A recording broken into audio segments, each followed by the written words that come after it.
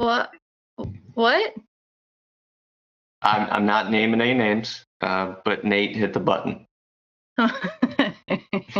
What? What? Yeah. It's still early. So early for the button, isn't it? Yep. So reminder for me, panelist links for our new friends. Panelist links for new friends. 57 minutes of lovely banter. And prep. Great. Luckily, there's only 11 people here. This one goes to 11. I am here. We are live. We are live, gentlemen. I've heard. Yes, I've heard. Okay. I've heard. All right. Nice color shirt, Marcello, for the questioners. And Nate, we're not mad. We're not mad, No, Nate. no, Nate, we're not mad. You're just never invited back. Also not true. We're just figuring it out as we go along. Where's Nate's camera? Nate and Roberto, if you could turn your cameras on, please. They're not going to show their faces. Yeah, that's why I was trying to. Yeah. You were hiding. It's fine. What's up, Nate? This has happened many times before. It's not the first. Look at all It's those not the- beige colored walls. Yeah, it's All not the the first time it happened 57 minutes early, but it has happened like 47 minutes early, or at least 40 minutes. The crowd is going to be so pleased. All 14 of them right now. So is this like Four. the pre-show banter? Is that it? So it's Oh, this is behind the scenes. Answer now. banter. And Ryan is going to add all this to the recording. I know that. Oh, super. It's high quality content. And you guys are killing me that this thing is live. Oh, yeah, we're live.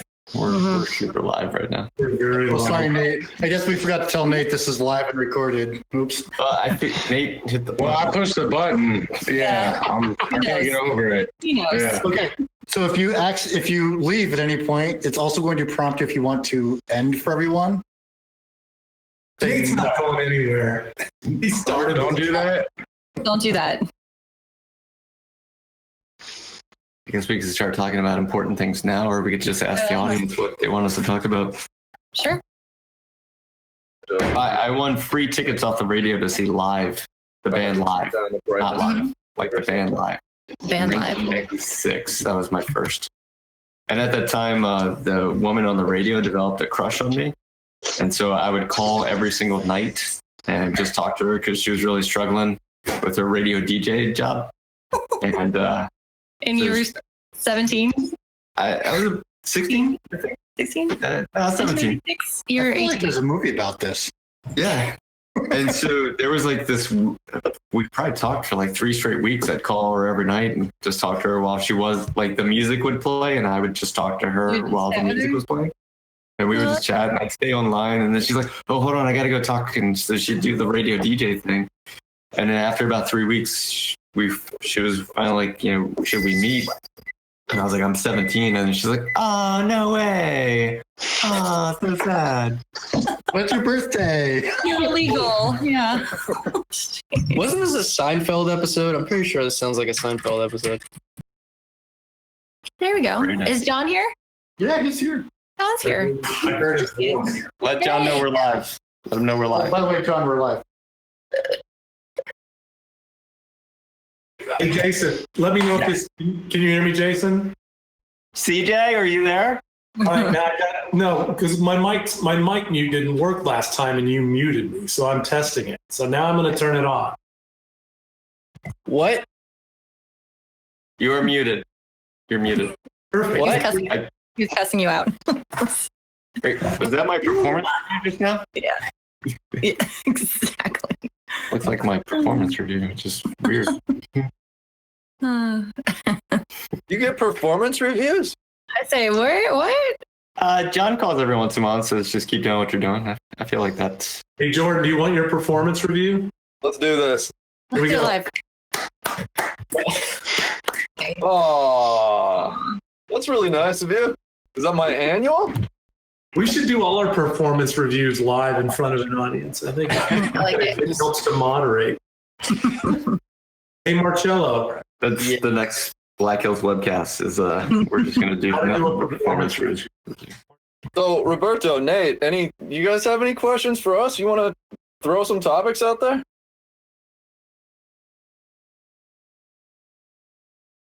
Well, the answer is no. All right. Well, No worries. Chicken. chicken. Chicken. Then that attendee number keeps going up and become more and more rigid. Chicken.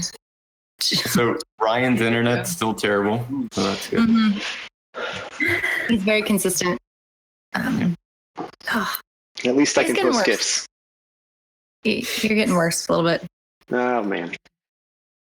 Actually, I've got a. You do that. What is it? Please step to the side. Yeah, she's taking your shirt off on camera. Wait, let me cue up some music for this. Hold on. I got some music.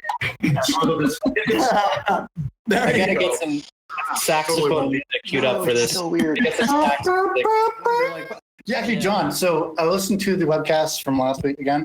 Oh, mine? And I realized that like the last several of our webcasts start out saying, all right, so this is not one of our normal webcasts. And it's been like the last 6 that start that way. So, it's interesting because Jordan and I, like when we do this webcast, we create chaos everywhere. Sorry, to build like a studio. And how nice it is that yours is all set up and doesn't have any cables and it's all clean. And then I walk in here and I'm like, oh, everything's a tripping hazard. All right, on Discord, without going to the Google or whatever search engine du jour, what year did Apache server come out? 95. I'm going to say 93. 94. I'm going to go 91. $1. Jason nailed it for $1,000. Yes. 95. What? No. CJ. Damn. 1995. How did you know that? 5? Well, Jason has been on the internet for a very, very long time. Yeah.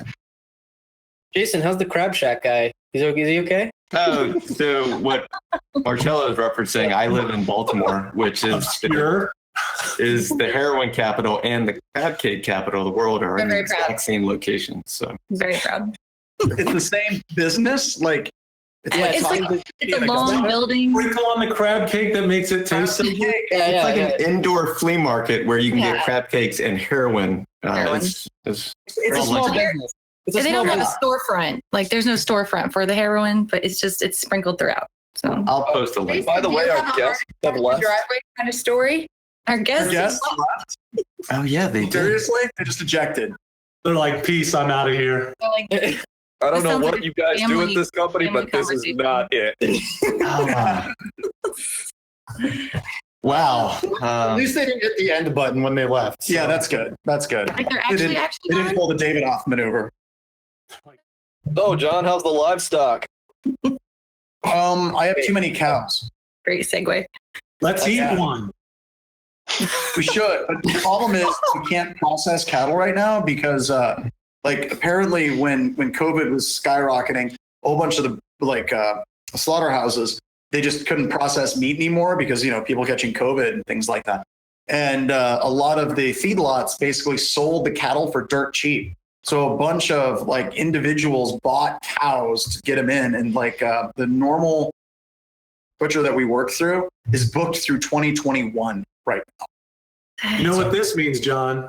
You got to do it yourself. You gotta just just That's Right, great. Marcello. Do the Rocky thing. just go full medieval. Soften it up. You got a back post. We can just put chains on it and boom. The profile pic is going to be like Twisted Sister, Stay Hungry. Yeah. Did Rocky fight a cow? Did I miss it? He did. In the first Rocky, he would go in and he'd punch hanging sides of people. Oh, it was dead. You are Okay. artists. Okay. I wasn't Did you know that Rocky punched a cow? thought a real He cow. would be very disappointed in you. Yeah. That cow must have been pissed. Like that. What's the cow gonna do? Nothing was hanging by its back legs. Film trivia says there was 9 cows they used for filming. It was hard to get all the spots to match. I'll bet. Your cows never match up like that. Wait, was the cow dead? I actually I've never seen it. Is the cow dead? Was the cow dead in the movie? Yeah, it's in a meat locker. Oh. meat locker. Oh, Or was it killed for the movie? wait a second. He was punching a lot. Like Yeah, I thought it was punching a live cow. Marcello, your gaps of American pop culture are substantial because I gotta wonder what you were thinking Bucky was. Like this Yeah, amazing movie where he boxes a cow? Like, yeah, it's amazing. I haven't. This sounds like a meme. I should see this movie. This is amazing. Oh, you've got to see that movie, dude. Yeah, I gotta go see this now. That's just like I'm not like shaming at this point. Like the cow is already dead and you're punching it. Like poor cow. That one came up first. Burgers with it after? at that point, that's the least of his worries. Yeah, that's fair, I guess. But I'm glad cows don't have hair like that. Should we just be silent until the time it starts? The more pre-show banter is it just getting out of control? Is it? let's meditate. Let's have a quiet moment. Let's have a Bye, quiet. Gabe.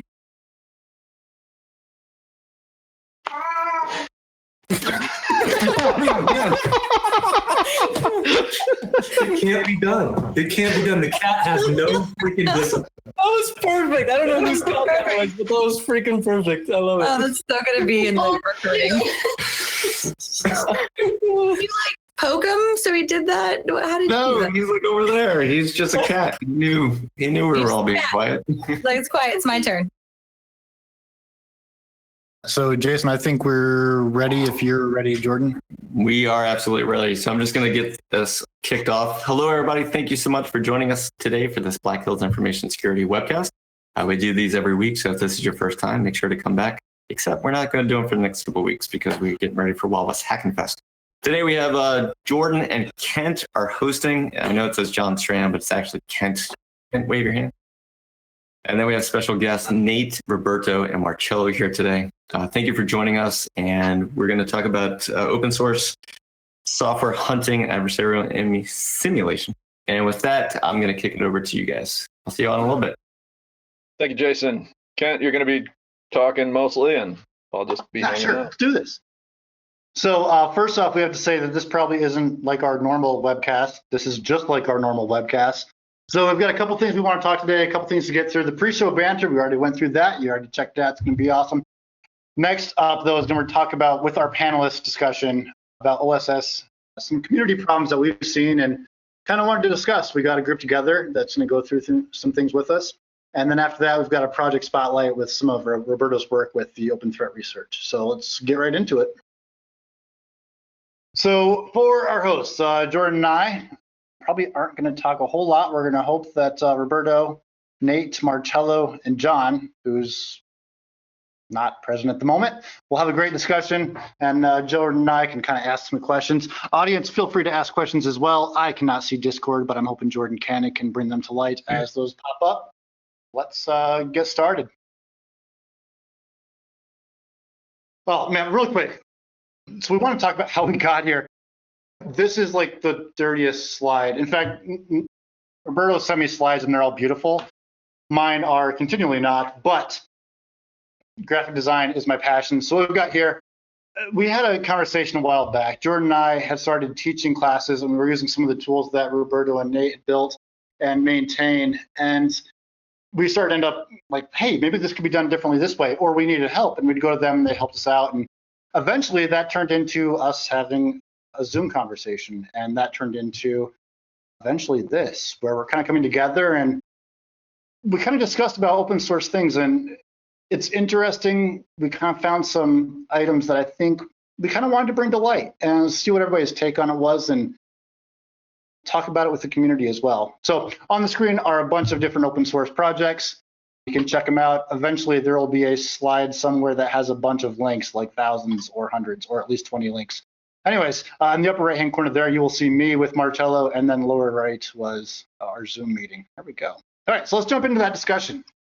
With the group of four we have here, one of the first things we wanted to talk about was this upcoming idea of threat intelligence sharing. And it's not really a new idea, but we wanted to talk about it. And I think one of the reasons we did is there's a lot of different groups doing it, some commercial, some nonprofits, some that are open source, doing it out and trying to give it out just to bring it to light. And kind of wanted to get everybody's opinion on that and kind of see where everybody's at with it. So what we've got here is Roberto and Nate really working heavily on the hunting and detection side. and Marcello kind of representing the real red team tactics, adversarial emulation side. Again, Jordan and I kind of hosting John's thought leader. Anyways, so let's jump right into it. I guess from that perspective, Roberto, later on today, or in a few minutes, you're going to talk about your projects that you have out there with really threat intelligence and trying to share that with the community. What's your take on this? You know, a lot of organizations are starting to do it, but they're still failing at finding some of the emulation tactics we use. Yeah, I think that to me, like there is, for example, like working on a few organizations in the past, one of the issues that I saw a lot was that type of attribution, no, to the threat actor, but actually attribution back to the company that was actually breached or something happened. How did they get that intelligence? And I think that was definitely a scary thing for a lot of companies that I've worked with. They didn't want to share as much because they felt that there's a lot of correlations between what is being shared with, they might have been hacked or something must have happened in the organization. I think that was one of the big things that I saw that I couldn't speak, couldn't talk to a lot of other researchers about my research, for example, because that was that fear of like how stakeholders can also take that. And it was just like a whole, constraint out there from like sharing, just like simple sharing. And of course, the other thing that I see a lot is more towards just trying to keep the knowledge to yourself, where there is not much of that.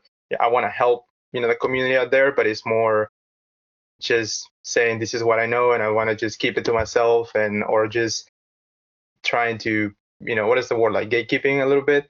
And I think that also influences a lot, right? That influences a lot, even though there might be some ways to collaborate through organizations. Some of the people, in my opinion, based on my experience running those efforts, might not want to even share as much from the beginning. And I think that also plays a, big role. Yeah. It sounds kind of like, and from your perspective, you're doing a lot of this open source, right? Do you see a lot of other organizations trying to do the same thing? I mean, Jordan and I really started getting heavy into hunting as well, and it's just a massive amount of time and effort that goes into that. Do you think that there's just that time hurdle to be able to really invest in the community, to be able to provide something back, take a lot of effort? Yeah, definitely. I think that this is the time. This is one of the first years that I've seen a lot of conversations about sharing, but at the same time supporting those efforts from the community perspective, like not just giving to the community, but actually contributing and getting also help and support from the community to the people sharing those open source ideas, tools, and I think that's definitely the year. Companies are investing a lot. For example, Microsoft is doing a lot now. Is trying to build a lot of initiatives around a couple of projects that are community driven and not just let the big organization drive a project. So I'm seeing companies doing that a lot, and I think that they get the benefit of getting that collaboration. Threat intelligence through collaboration is definitely, in my opinion, cost effective. And there is a lot of researchers out there that are very smart, and they're sharing a lot of things that you can collaborate directly with them, support them, and then you can create this pipeline where, from my perspective, you don't probably have to hire 20 different detection researchers when you can create a pipeline with the community as well, and get that information also from the community. You can benefit from it, and if you get any feedback, any context, added to that type of threat intelligence, you can give it back to the community and you help other people. So I think that's something that I believe is clicking more and more in organizations. Now, John rejoined me here. John, I do need you on this one. I can come back. Okay. Yeah, come on. One of the reasons I want to bring you in is talking about threat intelligence sharing. And one of your webcasts has the quote from you. It's right there. Why I hate threat intel. Yeah. And I wanted to add that. What's your take on that? So whenever you're looking at the vast majority of threat intelligence that exists today, like if you're looking at the pyramid of pain, a lot of it is the stuff that is quote unquote easy to do, but the value is very limited, especially against advanced adversaries. So if you're looking at a tremendous amount of threat intelligence, it's basically IP addresses and hashes and domain names. And that's what a lot of people buy. Now, when you're going further into that, there was a study that was released recently. A bunch of universities looked at a bunch of threat intelligence feeds and correlated them and found that there was like a 1 to 3.5% overlap between the threat intelligence feeds, which is absolutely horrifying, right? So we're basically all seeing the elephant. We're seeing different parts of the elephant, which in and of itself is fine up until the point that people start charging hundreds of thousands of dollars for a very small view of the overall elephant. Where I think threat intelligence has a tremendous amount of value is whenever you actually start getting into the specific techniques. Like this is how a process injection looks. This is the way the logs look when this happened. A lot of the stuff that's been happening with the MITRE ATT&CK technique matrix, it kind of fits into that realm, where you're not just looking at a specific threat actor and what IP addresses did they use, but what are the techniques that they actually use. And that's where I see a tremendous amount of value in threat intelligence feeds. But overall, I absolutely hate the commercial threat intelligence feed marketplace right now, because I think the vast majority of it is actual just snake oil. Finally, I'm on a rant, I apologize. A lot of companies are taking signatures like antivirus signatures and IP addresses and DNS blacklists, and that's what your freaking antivirus does. That's what your firewall does. And they're basically repackaging and reselling that back to people as something different. And that's my biggest concern with it. So, all right, that's my point on that. Now I think we gotta, do I go back to the corner now? I think it's a good opportunity maybe for Nate to chime in, because I know there's some interesting points that maybe Nate would want to counter perhaps. I don't say counter. I say John makes a really good point. I mean, especially dealing with threat intel, like on a large scale, and I don't, doesn't have to be 500,000 computers or something, but, there's the whole process of the difference between if it was a landing page that led to an exploit, like it's a phishing email, but then they clicked it, but then did they type in their credentials and those sort of things? So like even pretty good threat intelligence, there's such a large amount of, sort of like effort that has to be put in place to even verify everything after something happens. And I think with the TTPs, like, helping out on the Sigma project, we've had like, from what I've seen internally, right, not speaking on behalf of myself, but we've seen like this like balance of like, well, how do we get people who don't know about Sigma, like using Sigma or talking about it or getting interested in it? And it's almost as if like you have to use the word threat intel. You have to have like an IP address, and it waters. It's tough, right? Like there's that balance there. But I mean, if you look at certain things like a Sigma rule, for example, like an office dropper, right? Like that covers so many threat actors, maybe not up to now because there's various ways, but for 2, 3, 4, 5 years, like that covered almost every threat actor, known to man. So yeah, I mean, focusing on the tactics and techniques, you can't put a price on that, right? Like especially things that are quote unquote bulletproof and last a long time. But it is harder, right? I think it's harder to create, to disseminate, to ingest, to actually utilize that properly. And I think that the Sigma project is awesome for kind of becoming that Rosetta Stone so that we can actually have these rules and we can actually share them in a way effectively across multiple different SIM platforms. And I think that that's absolutely one of the best things happening in the industry right now. Yeah, one thing I think. Yes, sorry, go ahead. No, I was going to say, I think and I think it's like a overarching theme even into data, right? People just expect this stuff to work. They just expect threat intel to work. They expect like an alert to be an alert that is a bad thing, a canary in the coal mine sort of thing. But there's nothing like bulletproof like that. There's no silver bullet sort of thing, right?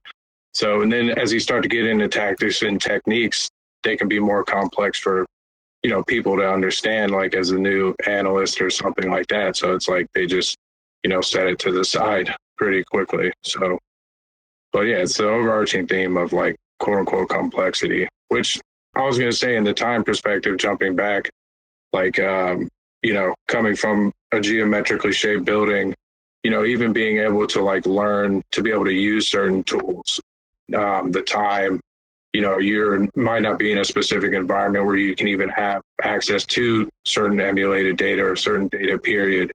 And that's really why like I've liked to, support Roberto in any way I can, because having kind of experienced that and that frustration as a new person working night shift or something and wanting to learn, but you can't, right? So the tools he's built has enabled, obviously all of us or most of us on this call. So Hey, I Steve, said I would chime in on questions, and then here I am because I have commentary. So to me, there's a huge parallel between military intelligence and cyber intelligence. And general intelligence works very well. Very rarely do you get specific intelligence. So it doesn't mean there's no value to intelligence. Obviously, companies wouldn't put it into competitive intelligence. Military wouldn't put resources into it. It's just, I think your expectation, like when you're talking about the magic bullet, you're going to be hacked tomorrow because I see these indicators.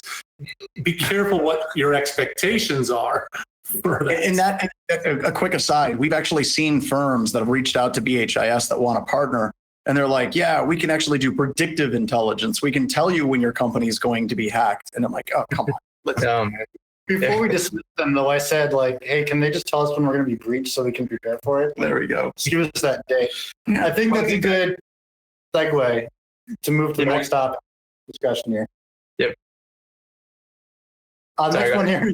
Hackers won't stop. And I think this is something that we see again and again and again, right? And I've always said that it seems like the defense is always like, they're close, but they're always one step behind. And to stay one step behind, we have to continually push and push and push.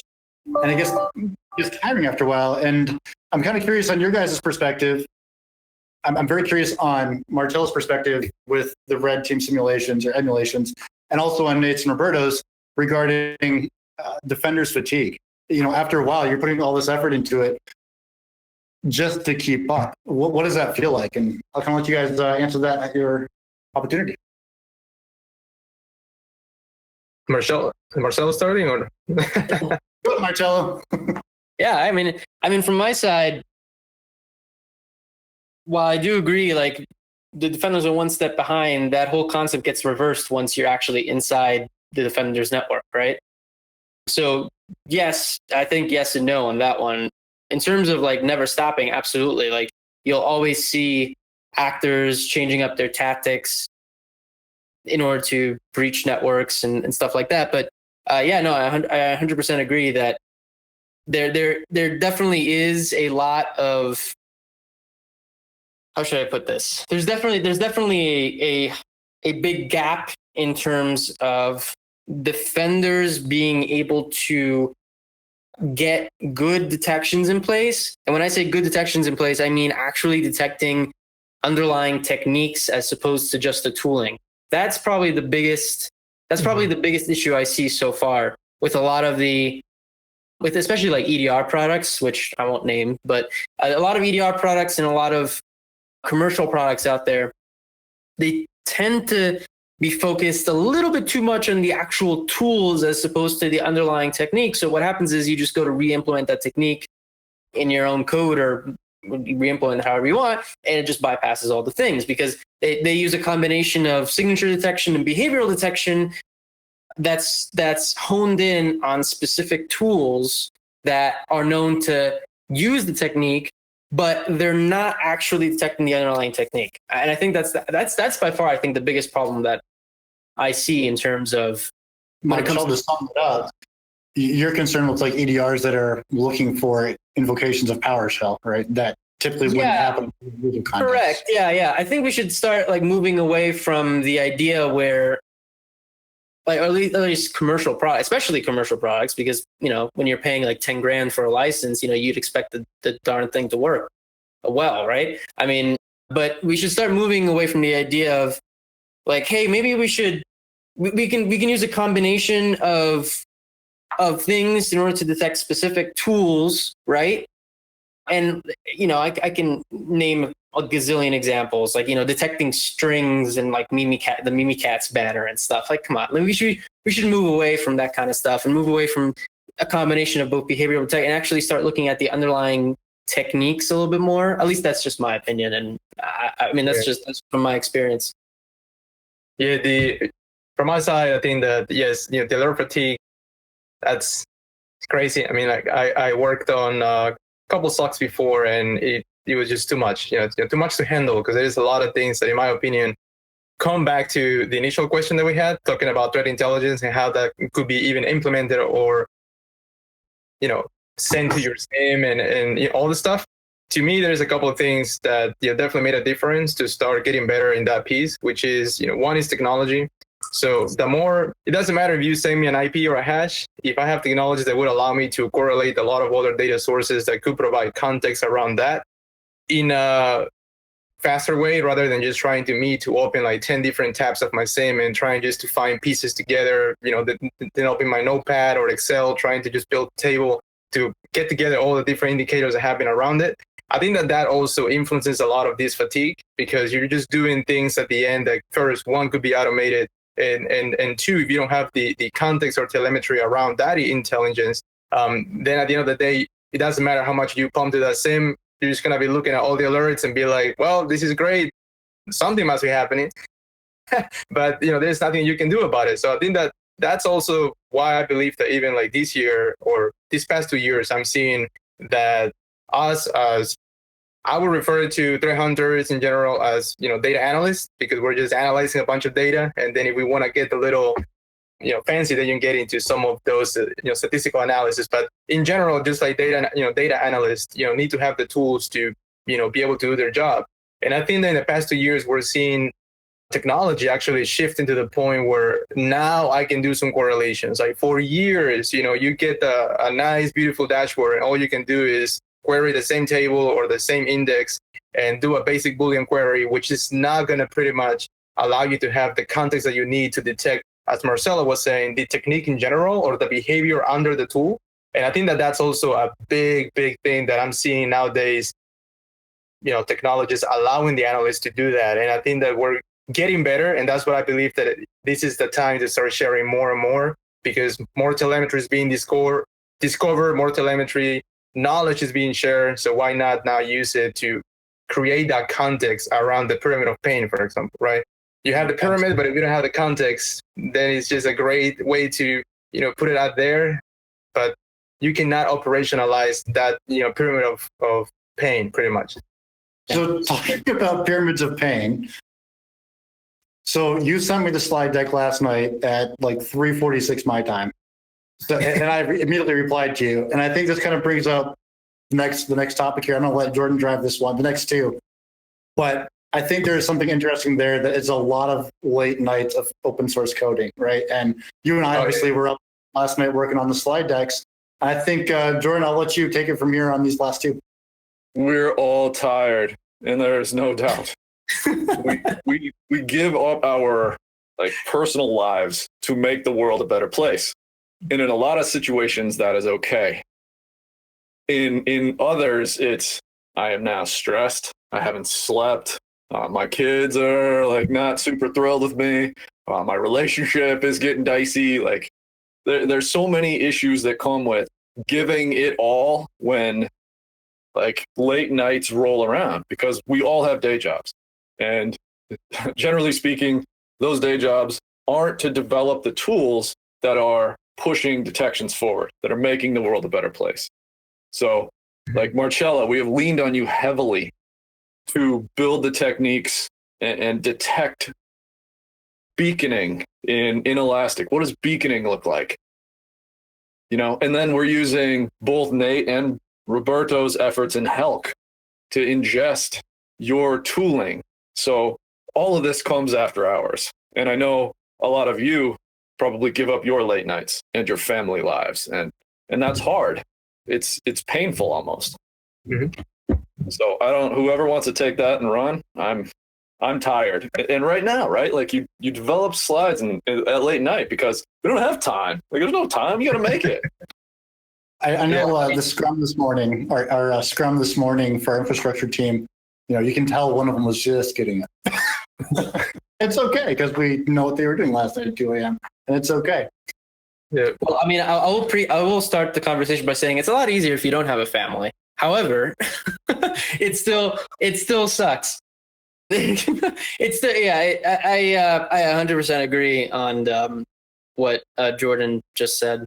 I think we all have to start moving away from the idea that it's okay that these big companies just use this open source tooling without giving back anything to it. either to the developers in the form of either code or whatever, because I think we're at a point now where this has been the norm for a long, long time. And talking to other people who do this, it seems like we're all in the same situation where we're not sleeping, we're not, we're having health issues and all that. I know myself, I've had an enormous amount of health issues over the past year or so because of probably this, the exact same thing. So I think we need to start moving away from the old way of thinking that it's okay for people to do this in their off time, and actually either give them space during their day job to make these tools, or actually help them a lot more than what's being done right now. Because while I think I'm never gonna, I just want to preface what I'm about to say with, the thank yous and everything are amazing. When someone says, "Hey, I used your tool and it helped me do X faster or easier, and it saved me 6 hours, 8 hours of work," that's fantastic. That's exactly why Roberto and me and other people in the community do this for the exact same thing. However, I think we need to start moving away from, okay, thank you, but I think we should, especially if you're working for a big company or a huge organization that's using tools that other people produce for free commercially, I think we need to start moving away from the idea that thank you is enough. That's what I think we should start moving away from, because I'm okay with the individual. The whole idea is building these tools is that, okay, you're an individual, you're on a budget. You don't have time in a budget to build to buy commercially available tools, right? To do this thing that I want to emulate or do or whatever.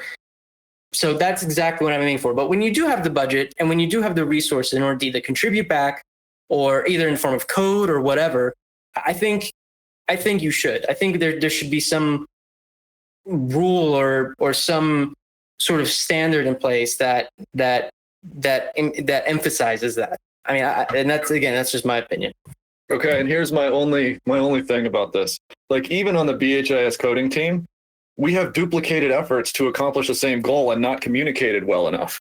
And thus, Roberto and Nate approached Kent and I with almost a call to arms.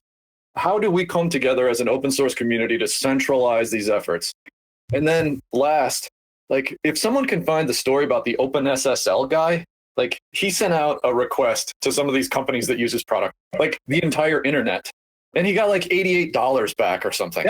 Yep. The person who developed curl, I think there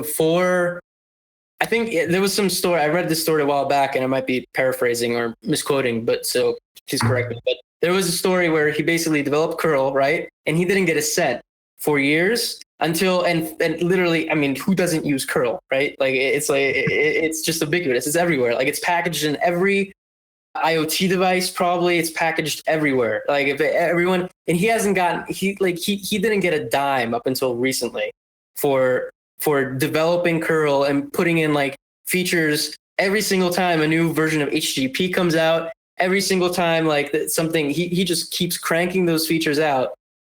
Thankfully, I think he does. I think thankfully curl is at a point where he does get a lot of help from other people in terms of PR, in terms of pull requests and all that stuff. But I think this is a good segue. I mean, we're kind of struggling for time. I know this is probably a good segue, John, to kind of jump in and talk about reinvesting in open source. Yeah. And also probably Nate and Roberto as well. But go ahead, John. So, kind of springboarding off of what Marcello was talking about, Marcello's got a new program, and the way he's trying to get sponsorships for some of the tools that he's working on. We're trying to support that. He's getting some additional sponsors. But right now, as an industry, we suck at supporting the people who support us. We will talk about using tools. We'll use things like HELK. We'll use things like Security Onion. We will use things like Rito or SILENTTRINITY and all of these different tools. And then there's entire economies that are built around those particular tools. And there's people that make way more money than the people who are actually developing the tools. And I got tired of this kind of leech culture that exists in our industry. Whereas Marcello said, yeah, you meet me at a conference and say, thanks, that's great. That doesn't exactly pay the bills, and it doesn't exactly make it justified to spend time away from your family. So one of the things that we're trying to do, and I encourage anybody who's listening and watching this webcast to encourage your companies to do something like that. If you're a company that uses a tool heavily, you should really think about giving money to the people who are working on those tools. So at Wild West Hacking Fest, we always give back 10% of net, what we actually of gross, of what we make on our training classes to open source tool associated with that class. Now, recently with COVID, we've opened that up to other other nonprofits and groups like Red Cross and things like that. But by and large, it goes to open source projects that keep this community going, because we have to stand up and say thank you. I will also say, if you're a developer of a tool like this, do me a solid favor and have a donate button on your GitHub repository, or at least a link where people can donate. And I'm kind of like looking at, like HELK and Sigma a little bit here, because whenever we said, hey, we want to give you money to almost all of the open source projects, they were like, I don't know, how do I accept money? They didn't even know where to begin to actually accept things from the community, because that's how far down the line that we've just expected to do these and use these tools for free, that people were writing these tools without even the least bit of expectation that somebody would support them. So we need to start supporting the community of Sigma. We need to start supporting the community for people like HELK and Security Onion and all of these different open source projects, because these are the projects that are feeding us and making us better at our jobs. Let's transition to Roberto's slide deck. He's going to drive from here. Him and Nate. And Nate, any more points you got? Swing, man. All right, I think, yeah, I mean, I think it's like open source developers, all these various projects, a lot of people on the calls. I think also we, as a community, as developers, could, continue or do a better job of supporting each other, right? Like, you don't have to become friends with somebody and tell them everything about yourself, right? But it's follow up, like if you're help desk, follow up in a business lead, right? Follow up as like a friend who is a part of the contributing project, right? Like ask them how they're doing. Just it's simple things, and yeah, I mean, because you're not always going to get the support that you need from the quote unquote community, right? So us as a community of a community could do a better job of supporting each other, So again, which is why I joined, right? Like BHIS, Roberto, and I've gotten to talk to Marcello only once, but the majority of everybody on this call, right, like does that. That's why I'm here. So yeah. And just the last thing on this, so my efforts recently have been trying to do exactly this, as sort of to get better, to make this whole leech culture, as Jean put it, which is amazing. That's an amazing way of describing it. Unfortunately. But I founded a Discord server called Porqueta Industries, and I put that on our Discord channel. And the whole idea of this is that we help each other, support each other, whoever, doesn't matter what team you're on, blue team, purple team, indigo team, whatever team you decide to be on. We help support each other. We help you get to a point where you can accept donations. We can help you through like setting up your own GitHub sponsorship and stuff, so you can then be successful with your own GitHub sponsorship and actually get something back for all of the hard work and effort from the community. Because we can't really call each other a community if we don't actually support each other. I'm just gonna, again, that's my opinion. So real quick, just to kind of clarify the segue here. So we're kind of switching the gears now. I'm going to drop off camera, and Jordan and Marcello might as well, and we'll kind of let Nate and Roberto drive from here. So we had a discussion with open source software and kind of where that's led us. And Roberto has put a lot of effort in, and he wants to show some of it off today. I think that's going to be super awesome. This is stuff that has been out there for a while, and some of it's new stuff, but it's stuff that, despite that, we haven't seen. It hasn't had a lot of attention, the attention I think it deserves. So we're going to leave it to you, Roberto, and questions for the panelists from the audience. we really didn't get a chance to talk earlier. So if we have time in post-show banter, we'll hang out for a little bit after the call if everybody has availability. So with that, Roberto and Nate, have at it. Yep. Well, thank you very much. Can you guys see my screen? Just making sure that it's all good. Right, Nate? Yes, sir. Looks good. Yeah, All right. good. Okay. Yeah. So just a little bit to comment on the, kind of like ideas for the open source community and all this stuff. I'm just going to say real quick that I also agree with Marcello with a lot of things. There is a lot of ways that we can contribute, to the community. But at the same time, I believe that the community goes both ways as well. Kind of like, helping your neighbor and then your neighbor helps you next day and, that type of thing. I think that that's definitely the mindset that we're starting to kind of like see as something that we're accepting in the community as well. And that's also amazing. Okay, so just open door research is just one movement that I'm starting. It's not out there yet, but it's something that I'm just going to make sense in a little bit into what it is that I'm doing and why. So already you guys introduced myself, so I'll just skip this. Just my Twitter handle is CyberWarDog, just in case, for anybody out there. And for me, like all these projects that I started working on started just by first helping me to first expedite my research and also trying to learn new things. Like, for example, when we talk about even like HELK itself, HELK for me was built in order to start, merging the typical security analyst in a SOC, running queries on a dashboard or on a specific search bar, merging that knowledge with, for example, tooling that are being used by general data scientists, for example, out there, right? So those experts on analyzing data were using tools that I was not even using, but I was analyzing data. So why not trying to complement what I'm doing with something else? So that's kind of like the idea.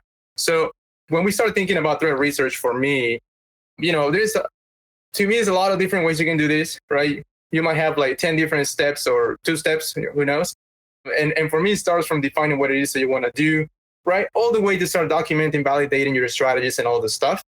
But something that in my opinion, something that I believe it's still not something that we think about all the time as a community, is that the whole process has an additional step, which must be also share your research. And we're not talking about just, like external sharing, because I know there's a lot of things, of course, that are work policies or rules that might not allow you to do that, but at least internally, right? Share it internally so you can help others in your team itself to be better and even like help you with the feedback that would allow you to improve your methodology in general. So I think that step is crucial. And I haven't seen that every time I see a presentation about threat hunting in general, we talk about all these steps, but in my opinion, we don't talk about one of the main ones that would allow you to also succeed in your career, be better, get the feedback. And at the same time, if you want to do it a community-based contribution, then you're helping others to also go through this process and, be better. So when we started talking about open source for me, then I started just taking all these steps and started seeing what it is that I can do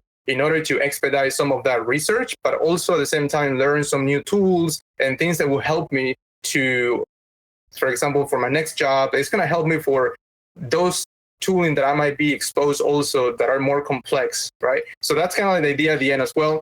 And when I started thinking about this process, I just started breaking it down into what it is that happens when I want to understand, for example, the adversary tradecraft. And, we're like going through so many different concepts out there to redefine these processes. We're having these like nice frameworks with, different names out there. But the reality is that we're just applying the basics also of even like malware analysis, from a static, dynamic analysis all the way to simulating the adversary. First step, of course, I have in there as a read the docs, that you have to read some documentation, of course, on the top of doing all these simulations. And at the same time, when you start now getting into, okay, now that we understand the adversary or tradecraft itself, now I can tune my auditing, I can expose some telemetry that might not be enabled by default. And there is this like whole process as well, once again, that goes over also some simulation to identify and collect that telemetry. But at the same time, now you want to start aggregating this data. Now you want to start identifying what it is that you can enable in your environment in order to produce that telemetry that you might not have in production. Then you can move all the way to the steps, right, into doing some of these like filtering, summarizing, grouping, visualizing the data. And I think that this is also a step that I've seen a lot of people skipping, right? we see a lot of simulation, getting some data, getting one query, share it, and just call it a day. Well, there is more to that, right? There is a lot of things that you need to do in order to start adding some more context to that, probably correlated with a different event provider or with a different index or table. And of course, here is where technology also plays a big role. Is that if you don't have the technology that allows you to do that type of thing, then it's hard to prove the value of your methodology as well, right? And then at the same time, now we move into documentation. In general, you just want to document your telemetry, your analytics, and all the stuff, add the additional context from your organization. And then, of course, at the end, the last step, which is like, we want to share this research, right? Internally, externally, I like to share my research because that way I can also get, once again, the feedback that would allow me to be better at what I'm doing. And that's huge, right? Testing in different organizations to see how your baseline creates that context that you might need to improve your telemetry. But this whole process, I just put this together like yesterday, and I was just trying to think about, like, you know what? There's a couple of things that I can start aligning with, with a few projects out here. And that's the topic of today. Into some of the projects that I've been working on are pretty much just looking at this basic model and say, what can I do to start helping others? And two, also to expedite a lot of these processes. So when we start talking about understanding adversarial tradecraft, once again, besides doing your static, dynamic, basic, advanced analysis of the script or the binary, right? There's going to be some simulation going on.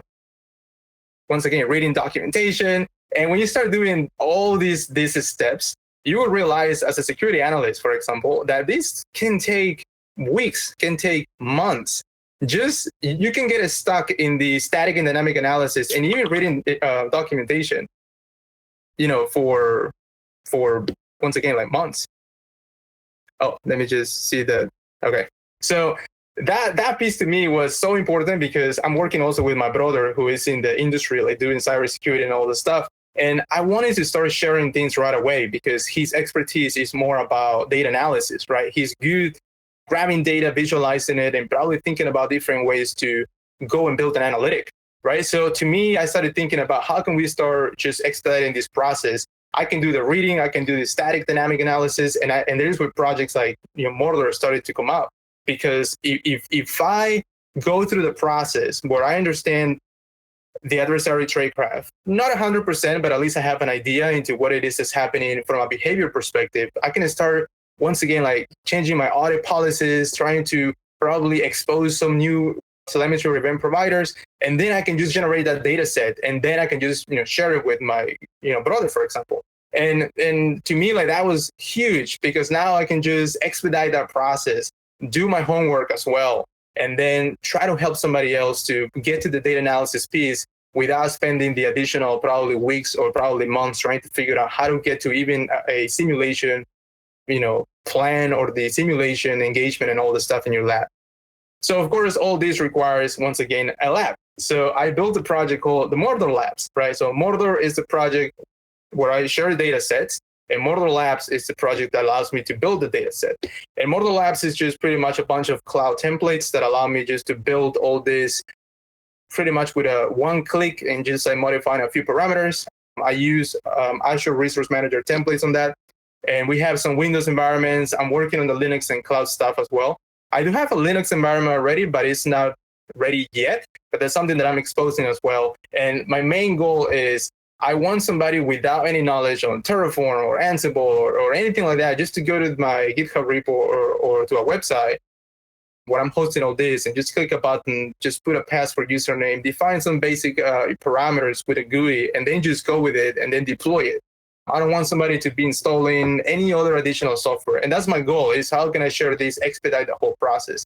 So I have a couple of environments. You saw in the previous one that I have one that is called ATT&CK, for example. And that's because my goal also as a community-based project is to grab all those emulation plans out there. And one of them that I love to work with is the MITRE ATT&CK team, the attack evaluations. When they release all this information, I jump on it, build all this in Azure, and then share all the templates and share the whole plan. So that's also what I do. There's another environment called the Shire. I'm a big fan of Lord of the Rings, so that's what that's it come from. And as you can see, it has a lot of different things going on in here. Like if you're familiar with Azure and you understand some of those icons in here, you have like subnets, you have like VNets, you have like peering going on between two different 2 different VNets. And I have some options such as point-to-site VPN for those that want to not expose the environment to the internet, just like that. So those type of things is what I'm trying also to add to it, because I don't want just this environment to be used, for example, just at home, because I know that you want to, bring it to your organization. So how can I also provide some of those things, right? I talk about Azure Resource Manager services. Real quick, it's just a service that allows you to deploy, right, create things in Azure, and you can access it through different, ways. And the one that I like the most, once again, is Azure Resource Manager templates. And one, of course, advantage of this is if you look at the image, instead of just running a few PowerShell commands where you pretty much push a couple of different APIs one at a time, you can just push a whole template, and then, the ARM service is going to, handle all this stuff, right? How do I do this collection going on? So this is pretty much what happens behind the scenes when you deploy these type of environments. It's just basically starts configuring Windows Event Forwarding in the back. I have a Windows Event Collector. I install NXLog, push it to Logstash, and then I push it to Azure Event Hubs. You might be asking yourself, why not just throw it directly to a SIEM?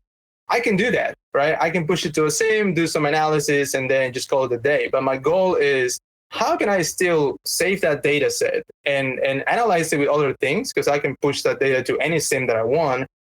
Or how can I analyze it with other tools that would allow me to do a little bit more advanced analysis? And of course, the main one, how can I share this with the community? So my goal is a little bit disrupting a little bit how you think about detection labs, and actually start having that mentality where you are sharing something, right? So I'm trying to build a pipeline that would allow me to share stuff.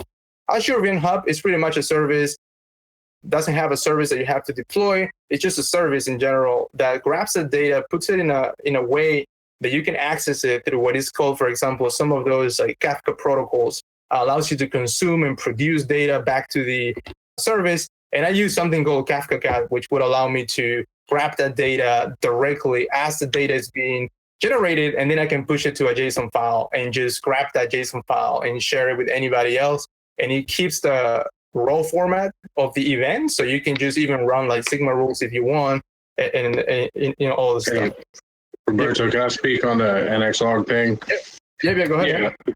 So, like touching specifically on why you chose to use NXLog versus, WinLogBeat or something else, right? That would quote unquote like is in the same realm as Logstash. But I think it goes to the overarching theme of like all these projects, right, meant to be, I think is best described or detailed like in a tweet somebody recently made where she said, like I'm a data analyst.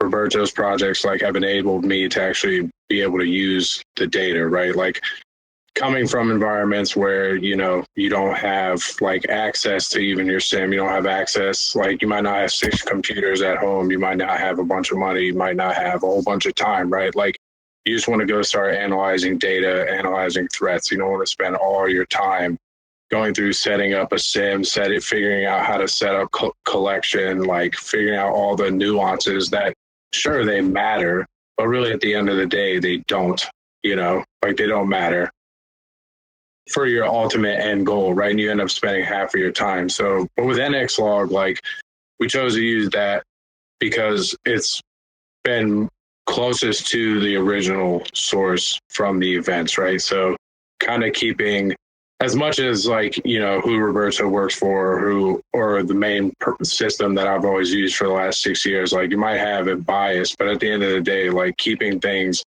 vendor agnostic, right? Like NXLog being closest to the source, and I'll talk about some of this in network telemetry, or like, with Sigma writing the rule to the actual log source itself, right? So NXLog, long story short, NXLog was chosen kind of for that reason. There's no data, no manipulation being done before we share it, essentially. So, which I think is a huge aspect, right? And I think that's been one of the big blockers. Like you have the ArcSight versus Elastic, or Elastic versus Splunk, and you have all these, theological debates. And at the end of the day, we're 5 defenders against 10,000 threat actors. Now we're fighting. Now we're basically dividing that in half, in the SIM camps. So, anyways. Yeah. some of the questions also that I always have is why don't you just export the EVTX file, right, and then use it that way. But when you start getting into your lab environments, if you want to start correlating all the data automatically, I'd rather have everything in one file and just query that.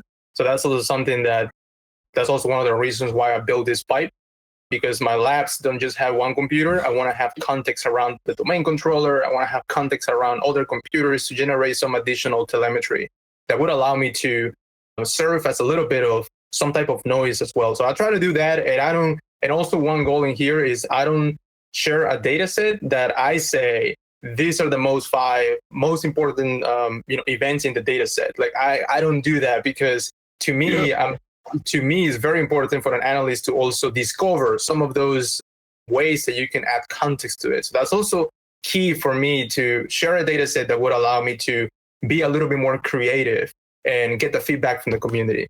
I think it's an important distinction of Mordor versus some of the others, because not that some of the others are bad, they're doing great stuff, some different that quote unquote Mordor is not doing, right? But like, yeah, you're leaving that creativity up to the person. You're letting them see everything, whether it's good or bad, right? This is a sample data set. It's not going to cost you, $1 million on ingest or something, right? And you might not know a tactic 10 years from now, but you look back at that log. So it's an important distinction why, another reason being behind, like, and one of the things also, then one of the things also is that if somebody wants to use this to build their own environments, right? To me, it's like, if you want to reinvent the wheel for learning stuff, I'm all for it, because if I want to learn something, I might have to build it myself as well. But if you want to implement it, integrate it with your own projects as well, like that's what I also expose, all the different scripts that I use. You might see the name of the project called Blacksmith, and I'm just gonna say real quick, Blacksmith is just a project that I centralize a lot of different scripts that I use, and then I can use it in different projects. So if I have an update, I don't have to go to 10 different repos and then change it. So I just centralize all my basic configurations in the scripting. Of course, when we talk about now the adversary simulation piece, or understanding the tradecraft and trying to tune some telemetry, is what you get with this type of projects. Like, I don't just enable telemetry, send it to one place and then share it with you. I want to do my homework too. And part of my homework was to identify how can I enable some new telemetry. And for example, in this case, in this script, what I do is I try to also update the security descriptor of the SE manager service, for example, and how I can just enable it to add a SACL to it and say, I want to generate telemetry when an account over the network interacts with the service. So that's something that is not enabled by default, for example. But I do that with these scripts and enable a couple of other services, telemetry, adding some SACLs in there. Some of them don't have SACLs, some of them do. So I just append to the current security descriptor. So those are the type of things that you get with the projects, because I want to make sure also that I'm sharing the research that I do, and people can start learning about these things as well. And then, of course, web subscriptions. Real quick, how much does Mordor Lab cost on Azure? Is that dollars per day or? Great question. So Mordor gives you the option to be modular, so you can deploy one box join to the domain controller, or 10 boxes, right? But using basically 2 Windows domain join boxes with a domain controller, a WEC, and all this stuff, we're talking about probably close to like $1 a day is what I've seen. The other day I deployed one domain controller in one box only without a WEC, and it was like 40 cents all the way from like 8 a.m. to like 10, 11 p.m. that I was using it. And it wasn't that bad. And that's because I added a few configurations in there to remove like some additional disks that I was using. And of course, the resources that I use are very low. Like for example, each box is like 1 CPU, 4 gigs of memory. So that doesn't, of course, cost you as much. So it depends how long you use it. It depends if you leave it up, and it depends how many endpoints you're actually deploying. I use it, I would say, almost every day. I destroy it, go back next day, deploy it again, and that's my research, tooling that I do almost every day. Yep. Okay, so just kind of like fast forward into a couple of things in here. We just provide a lot of different documentation so people understand what it is that we're doing. And once again, Azure Event Hubs just allows you to see all the data flowing. As you can see, like 6,000 events flowing, and how I can start collecting that data right from the Event Hubs. And then I can use, once again, Kafka Cat. You can read more about it in the link below. you can just collect data, or you can push data back to the event hub, so you can actually use it for training purposes and all the stuff if you want to. And if you want to consume data, or if you want to get it directly, pretty much this command, like once you get the recording, you can just copy and paste it or type it. If you want to, all you got to do is point to the Azure Event Hub and then set up a configuration that is also part of the project, which has all the instructions in there. And then you can start collecting data. This bit is only a few seconds, and pretty much all it does, it runs that command to show you that once you run it, you're pretty much like getting live events flowing through your console. And all you have to do is push that to a file, and you pretty much have a data set after emulating or simulating an adversary.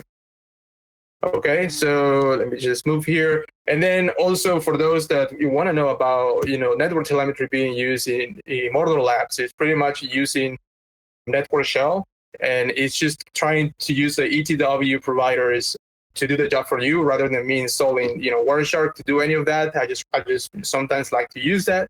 Or I can use something also called Azure Network Watcher.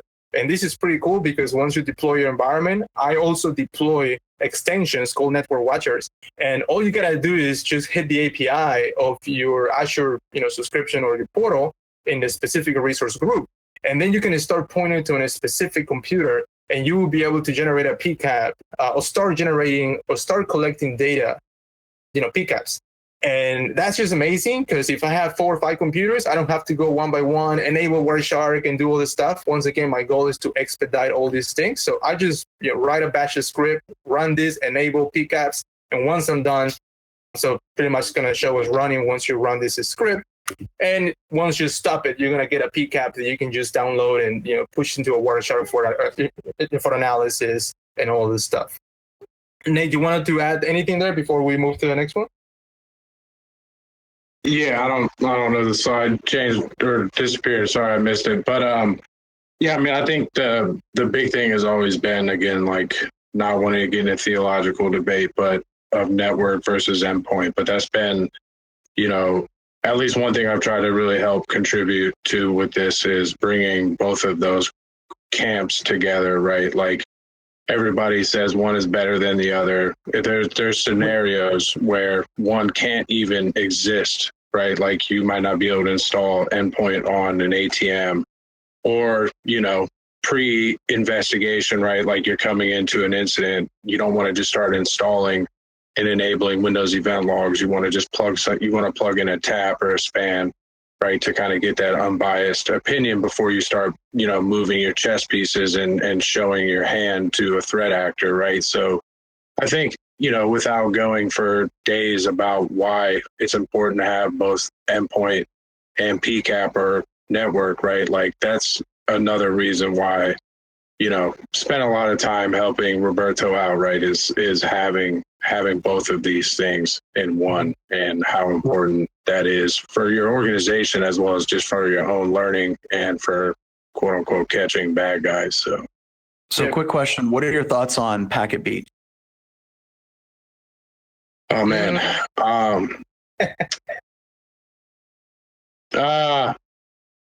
Yeah, it's tough. A lot of it's port based, right? I think that's kind of why Zeke, and then eventually Suricata, and then the two working together. But I kind of think that's kind of why Zeke had, a lot of his success is that dynamic protocol, ability to, like, if it's HTTP over port 3021, you don't need to add 3021 to your protocol analyzer, configuration. That's one big thing I've seen with it. I think let me just say this, take a step back, and for the sake of time, I think it fills a gap, right? I think it has its purpose. I think it does a good job, Yeah. Okay. My biggest concern, especially on the enterprise, is how the hell do you roll it out, especially since it's relying on NPCAP, and the licensing of NPCAP won't exactly allow you to do a silent unintended install across the environment. So that's one of my concerns. I'm sure it'd be nice to have Marcello on here, right? You're then opening up, a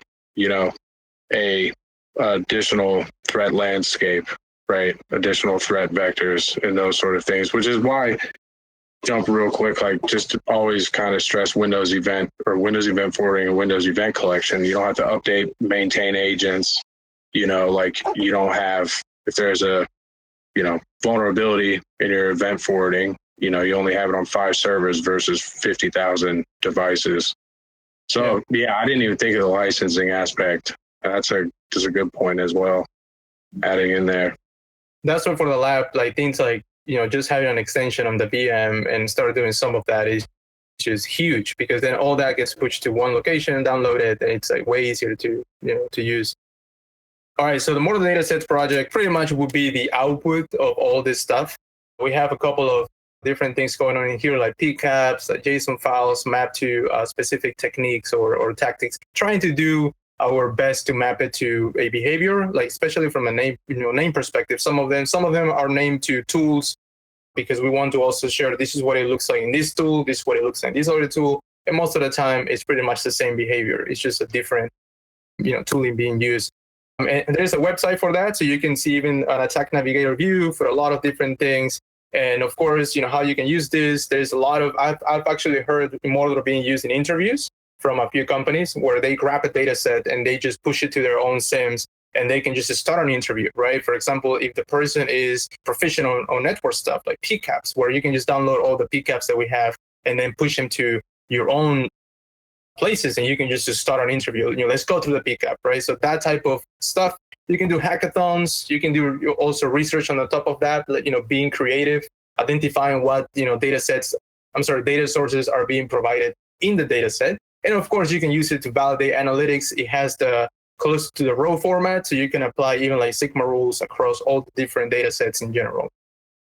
And at the end of the day, so this is pretty much a hackathon that I put together, where you can just, I put together the APT29 data set, and then I just ran through the whole EDR evaluation process that they did.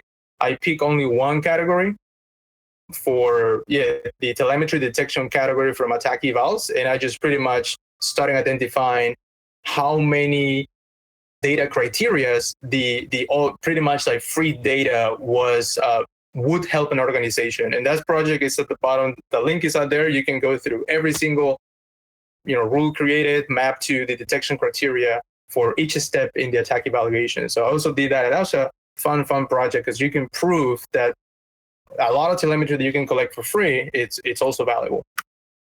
And then when we start moving to this step, this is pretty much just trying out to understand, identify the telemetry. And this goes beyond just being very technical. This goes now understanding what it is they're collecting, what are the different schemas that you're getting, so you can start also validating your queries as well, if they are actually hitting the right field names and all the stuff. And of course, the project map to this process is OSM, which has all the stuff as well. And you can go to the link out there and you can read more about it. And of course, when we start talking about centralizing data, we use HELK, right? And HELK pretty much also allows us to start analyzing some of this data, right?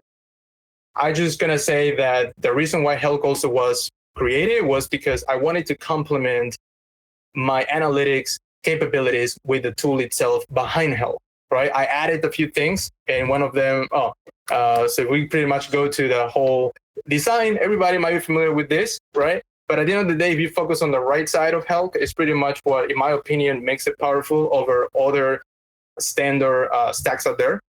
As an open source project, allows you to then start getting into these correlations, filtering, enrichment of data. And that's what, in my opinion, HELK also started getting a lot of attention. I wasn't expecting it to get a lot of attention, but because it was a project, once again, that I wanted to help me first to understand like how I can start doing some additional analytics besides just like Boolean queries like ands, and Bs, and or Bs, and things like that. I wanted to do more with that, like joins, order by, count bys, and even probably start getting closer to some of the statistical analysis that some techniques require, right?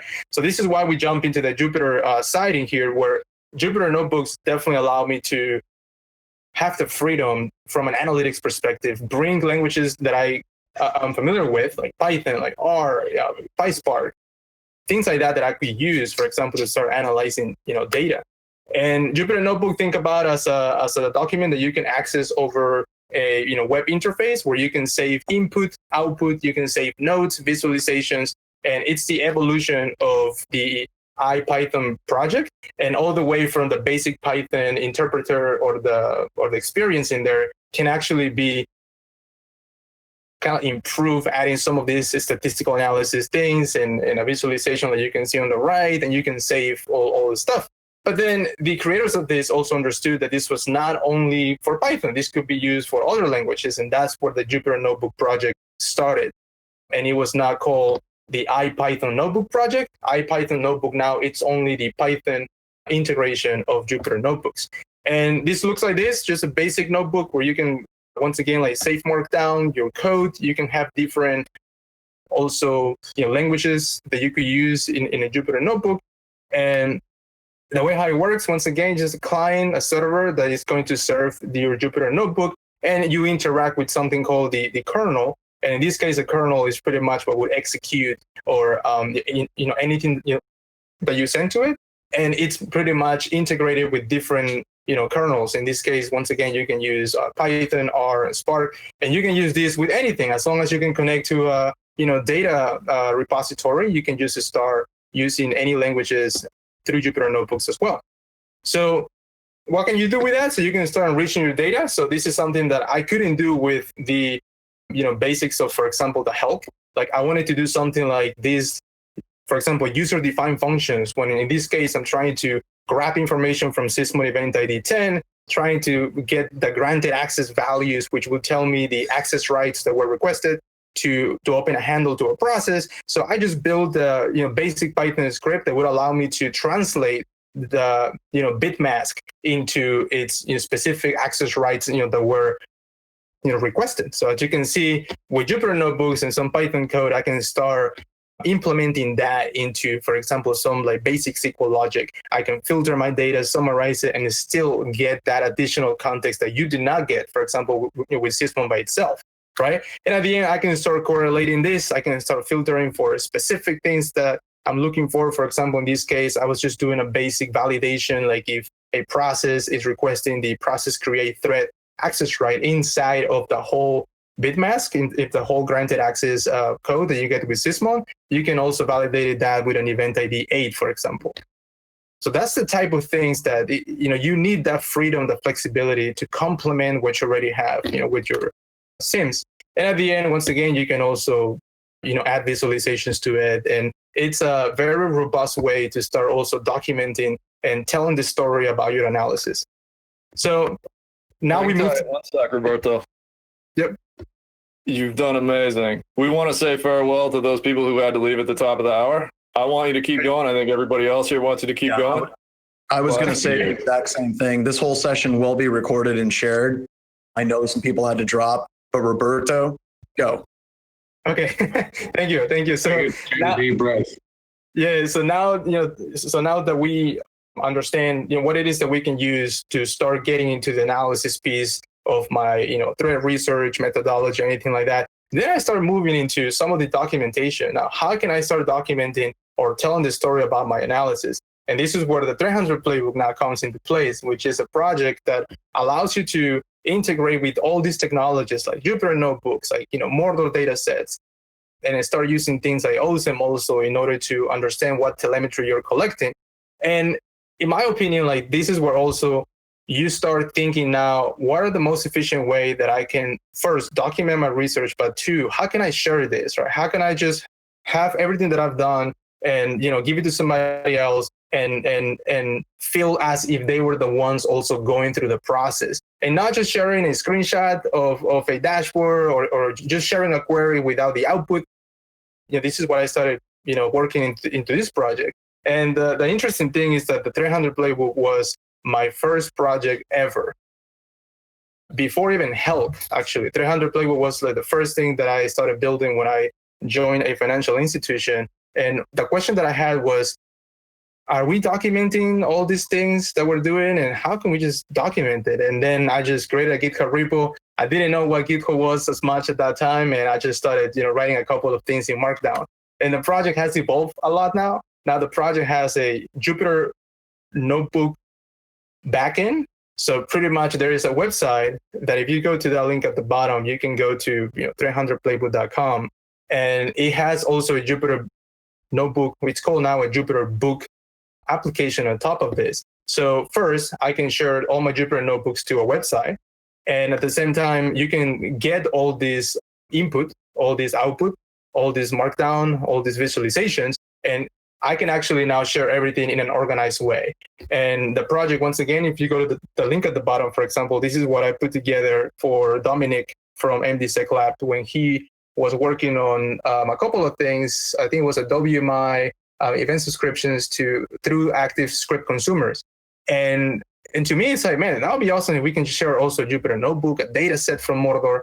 And that's kind of like why, in my opinion, was like a validation in how easy it was to first, deploy an environment, collect the data, and then start using things like Jupyter Notebooks through the 300 Playbook project. So I can now share everything with the community, and they have the whole, research out there. And that takes us to the pretty much final step, which now to me, it's like, all right, so the projects are cool out there. I can start documenting a lot of things. I can share data. I can share analytics where I can ingest the data and then validate that the analytic works. Like I'm proving to you that the analytic works. But now how can I start sharing this with more people? And that's the last step, once again, that in our threat, research modeling or methodology, sometimes we skip.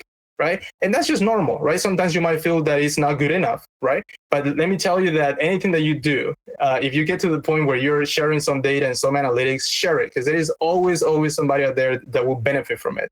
So I wanted to make that my last step. And for me, I got a couple of things. It has to be practical, modular, has to be flexible, has to be also SIM agnostic. Because to me, if I start sharing queries from one specific SIM, then I limit myself to whatever that SIM is provided to me from an analytics perspective, like capabilities to analyze data perspective. And number two, I'm not also getting the feedback from other users that use a different SIM.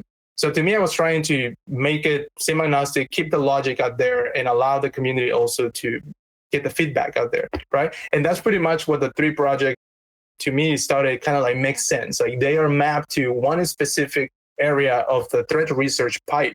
And then to me, it's like, okay, so now how can I start, for example, if I talk about Jupyter Notebooks with somebody else in the community, they would say, I do not know how to use that. I don't know how to deploy it. And I'm wasting my time trying to figure out how to deploy a Jupyter Notebook. So I just started doing some research and I found this amazing project called Binder Hub. And Binder Hub is a project from the community Binder. And what they do is they pack together all these tools from the cloud, tools that they use in the cloud. And what they do is you can have a Docker image, for example, in your GitHub repository. In this case, I have it in the 300 Playbook. And that Docker image, what it does, it's going to be sent to Binder Hub. Binder Hub is going to check if the Docker image exists. If it does not exist, then it uses repo to Docker to create this like Jupyter Notebook pod, like this server in Kubernetes in the cloud. Now, you might be asking yourself, well, that's just a lot of cloud stuff. I'm paying for a lot of things. This is actually free. This is like free infrastructure for pretty much open source research. And at the end of the day, you can have this service deploying the notebook for you.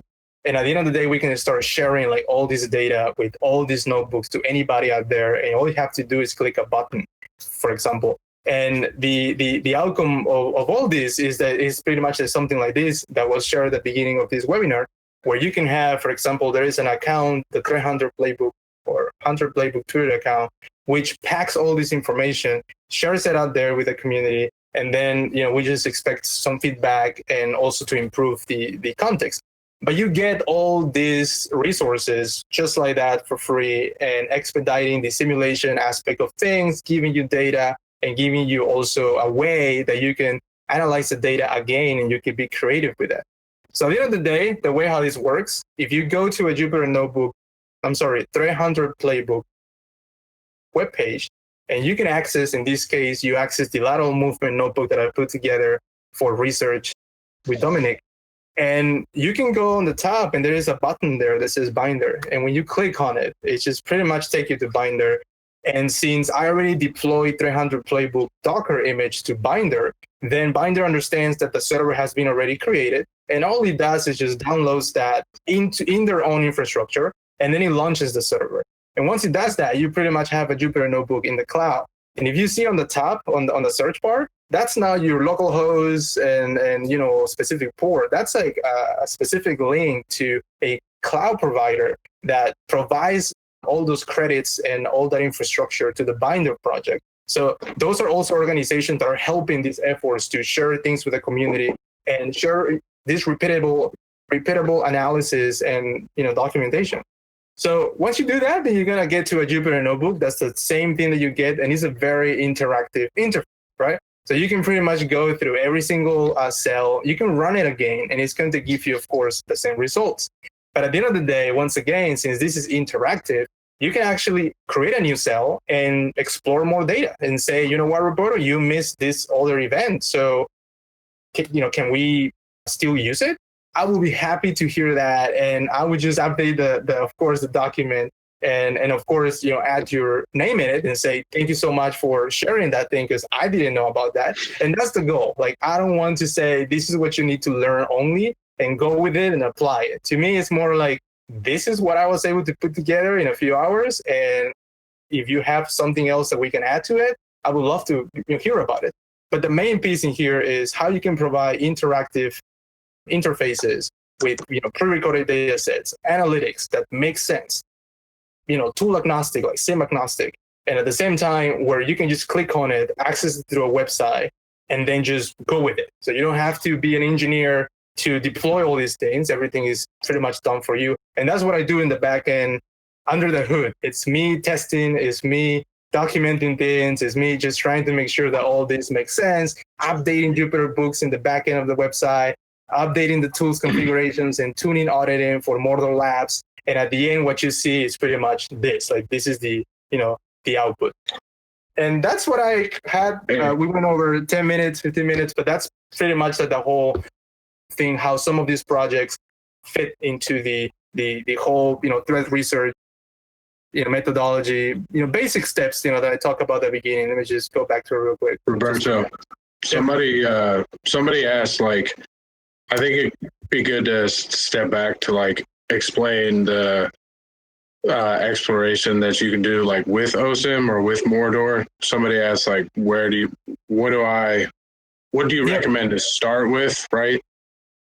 I think take a step back and explain, even from your phone or whatever, what you can do with Mordor or OSIM and that exploration of the data and maybe why you chose to create OSIM, right, as a data schema and that sort of stuff.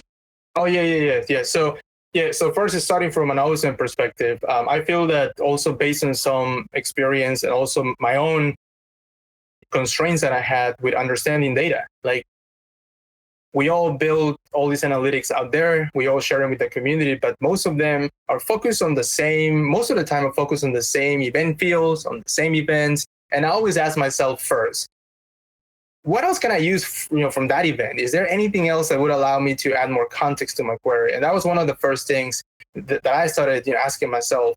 And for example, are there any other data sources that I could add on the top of that? And of course, if you want to start understanding data from different providers, not just Windows, you have to open so many different tabs to understand the data. Now, from a business perspective, trying to take this now from a consulting perspective, every time I would go to an organization, the amount of knowledge that security analysts would have beyond just Event 4688 and 4624 from Windows Security, it was not up there to actually build more queries. So to me, it's having a data wiki first. It's a big step for an organization where you document not just built-in telemetry, but also telemetry that you get from your own commercial tools. I've talked to a lot of security analysts that they did not even understand the specific events that you get from an EDR solution and how you can use them to correlate it. So OSIM allows you to first document those things. We're doing our best to document as much as we can. And two, allows you to also see some of the standardization efforts, building common information models or common data models that would allow somebody to understand how you can apply it in your organization. And I think that the beauty of OSIM is community-based and is community-driven. So you have people like Nate and other experts on doing standardizations of data, transforming and enriching data, and then they just pretty much share their knowledge through OSIM and say, hey, this makes sense from a common information model, and this is how I would name those fields for standardization purposes.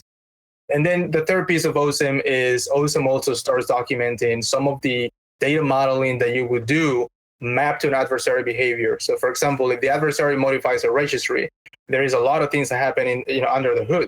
So how can we document that in a way that somebody can understand it? So OSIM also gives you these like tables. Right now it's an Excel sheet, but we're moving it to YAML and then to other formats to be easy to ingest and consume.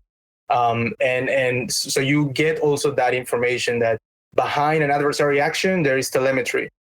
So what telemetry you can use is something that OSIM provides. So OSIM is like a 3 sub-modules project. And so when we talk about now Mordor and how do we use that in Mordor, once again, is to understand my data. Every time I analyze a Mordor data set, well, not every time, but most of the time, I would find an event that I just didn't know about. And I will have to either document it in my data wiki, or I already probably documented it and I didn't even know about. So I can just go back to it and then see if there's any other event that I can correlate with. So that's what you need, something like OSIM, which hits in the 3 main points for a data analyst. Before you even create a query, you need to understand your schema, you need to understand also how it's standardized in your environment, and you need to understand what other events can be used to correlate, to add more context to your query. And so I hope that answers some of the questions into how I use OSIM into Mordor. Yeah, I mean, I find myself, like, I always told Roberto, like with OSIM, I said, like, even if the schema, never catches on because there's other quote unquote schemas out there for security data or log sources, right? Like, OSIM is one of the only places that actually provides log examples of the original, field name and the original value. As an analyst, like, I only ended up building a SIM like out of necessity for myself, because what I was using, limited creativity, right? And I would say like your SIM or your tools and these things, right, should be only limited to your own creativity, not to, some technical constraint, right? But I always found myself like going to the original log source as an analyst, constantly like having like a printout, of that, let's say like a Windows event, like what fields does that Windows event provide? In OSIM, to repeat myself, like even if it never catches on or as a schema, like having those log sources documented are invaluable in so many ways, right? People are documenting stuff that there's not even links for on Microsoft's, pages or Zeek's pages or something like that, or some of the additional Zeek plugins that are third party that they don't have listed. You got to go and read the Zeek, formerly known as Bro, whatever. You got to go and read the Zeek code to then go look at what fields are enabled. Then you got to go run that, see the example values, like all that sort of stuff is provided. That you can't put, the amount of time, the amount of effort, and how valuable that is, you can't put a price like on that. As an analyst, as a researcher, somebody exploring, like Roberto's built this stuff, you do it from your phone. And I've been known to maybe write Sigma rules from my phone. So it's appreciate having Mordor, right? Like just take my phone, sitting somewhere, open one tab, start looking at the Mordor data sets, and I write a Sigma rule. So, in 5 minutes, I'll get to myself. That is a sickness. That is not normal. What Nate's referring to, it's also so valuable. Like I was able, for example, I'm from Peru, and I was able to go to Peru last year. And I was talking to a few people in there that were interested in cybersecurity. And when I started actually talking about, for example, Docker containers to deploy Jupyter notebooks and deploy other tools in general that I use, they were like, okay, can I use that Docker image? And I was like, sure. And my Jupyter notebook Docker image is like, 3 gigs of data, to download, and that's already compressed.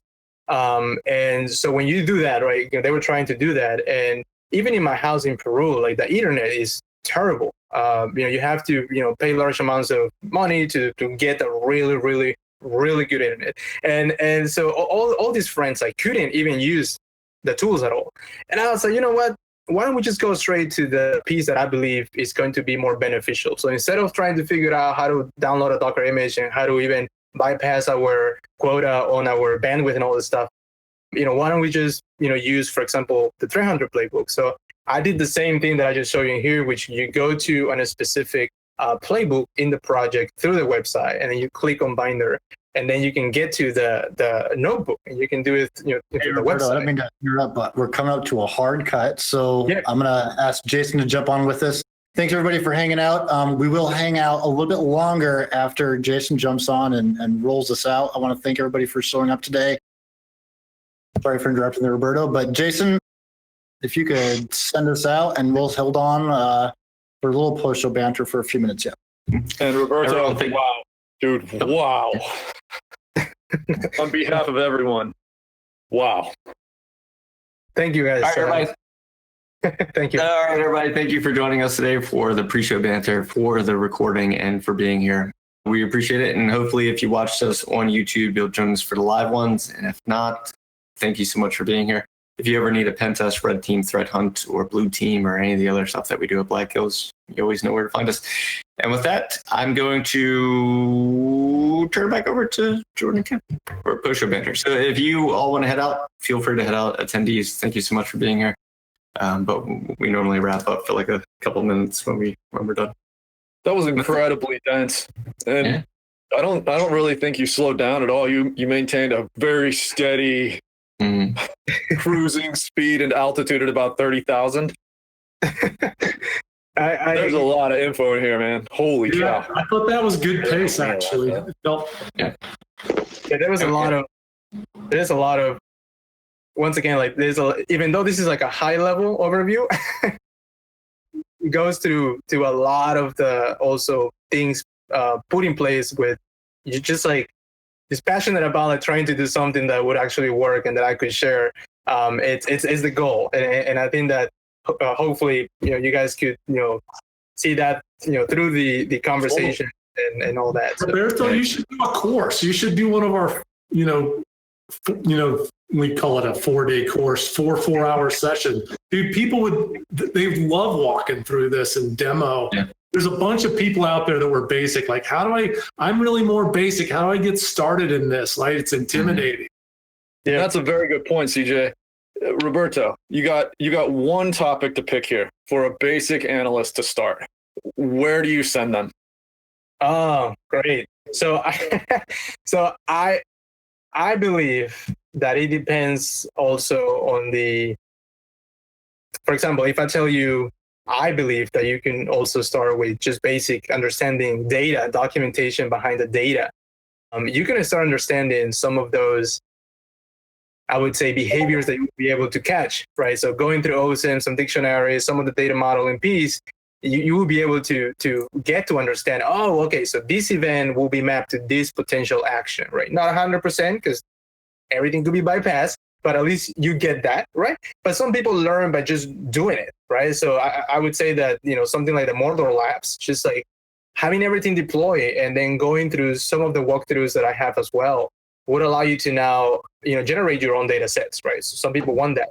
Some other people just want to jump directly to the Jupyter notebook, and that's just fine with that. And one example is my brother, for example, because I mentioned that before. He's all about data analysis. So he's like, let me look at OSM because I want to understand data. And whenever you're done simulating that thing, I would love to analyze it. So I would say that it depends. And those 3 projects give you that flexibility to because to me, there is no one way to say this is where you start right now. That's actually very powerful, Roberto, because everyone thinks that there's just one linear approach, and it clearly isn't. Yeah, Jordan. Is there one project that brings all your projects together? So hopefully it's Come on, man. We didn't even get to talk about a lot. So yeah, I know. So there is one. I would add to that, guys. One of the ways that really brought us all together was Jordan and I working on a class and honestly having to wrap our hands and arms around a bunch of OSS. And, I think we've raised an interesting point here is all this is available to you, right? Groups have gone out and made this publicly available. Not everybody learns that way. And Jordan and I have created a class that uses these same tools that if you would feel more comfortable, being guided through it at a slower pace, we have a course that's available. It's going to be taught at Wild West Hackin' Fest in Deadwood and virtual, and also San Diego. Check out the Wild West Hackin' Fest website about that if you're interested in that. If you would feel more comfortable being guided through it, those opportunities exist as well. If you don't need that, guiding, you can jump right in. Like Roberto said, go on Git, look at those projects and jump right in wherever you feel comfortable. Yeah, I think that one thing, do we have like a minute, just a few seconds to say something else? Or we Seconds. Please, man. Seconds. So one thing that I learned also, and this is where I believe the projects reflect that a little bit, is that something that I read somewhere in English before I even was able to understand English, that much. So it was something where if you tell a monkey, for example, to climb a tree, they would do it right away, or they would just do it by nature, right? But if you tell a fish to climb the tree, the fish is gonna be like, how am I gonna climb the tree? And I think that that's the same thing that we apply to these projects, where not everybody is the same, right? There are different ways to approach something. I'm more visual guy, for example, right? For all my presentations, I like visualizations, and I think that's the way how I learn. And even when you start thinking about the tools behind all these projects, like for example, Jupyter Notebooks, it's so flexible to integrate Python, R, Java, Scala, PySpark APIs for Python through Apache Spark. That's the flexibility that our community needs. And when you're locked to one technology that says, this is what you need to use, this is the search bar you're going to use, and this is the only schema that you're going to see ever, you are limiting those fish to climb the trees. And I believe that there's when you start missing opportunities about talent that can do more than just sitting and trying to run a basic Boolean query. They can actually be, better at correlating data. So you need to provide that type of technology. And these projects do that, like give you that flexibility. Like if you don't know, for example, how to emulate Adversary, how to simulate an Adversary, that's fine. There's nothing wrong with that, right? It doesn't make you less or more, right? To know about that. But if I can help you to get to the data analysis piece, that's amazing, because you can take it from there and you can just do wonders, with a data set.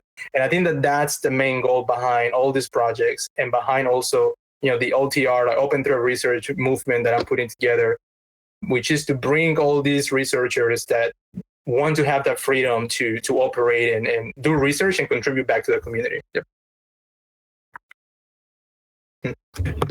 Nate and Roberto, thank you guys. Holy cow. This is, I'm telling you, I'm mind blown. Thank you, guys. I think that's about it for time, guys. Jason, you want to lead us out one last time? Yep. So at this point, we're going to hit the end the webinar button, and I will take care of it. And thank you all so much for joining us for the pre-show banter. Had a great time today, and appreciate everyone hanging out with us. Roberto, Nate, you're welcome back anytime. Bye. Thank you, guys. Thanks, guys. Wow. Yeah. Thank you for your time. Bye. Thanks. Bye-bye. I am ending the webinar.